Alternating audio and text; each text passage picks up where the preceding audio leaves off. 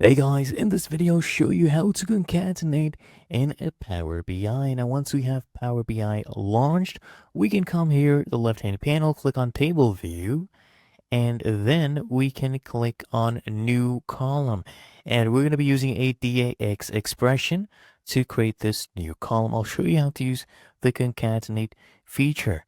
Now, the first thing we need to do is name our column, okay? We can name this anything we want.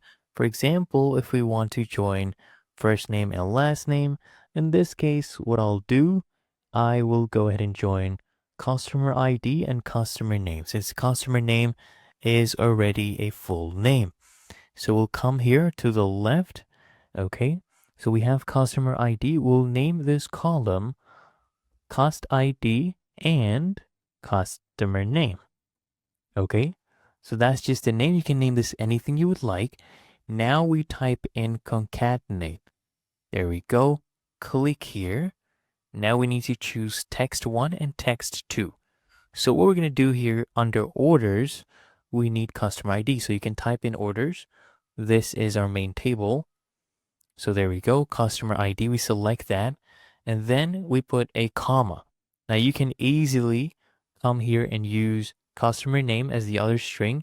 But what I want a comma between them. So what I'll do, I'll concatenate again. Okay, check this out. I'll concatenate again. So I'll click here. And now I will use speech marks and put a comma in the speech marks. Okay, this is a string I have put of text. And now we'll put another comma. And now we have text 2. In this case, we will do customer name. So I can type in orders and then choose customer name right here. And now all we need to do is close this bracket. Okay, and this is closed for this one. Now we need to close the larger one. So I'll close the bracket again one more time and we are done. Let's go ahead and press enter and get our new column and let's check it out.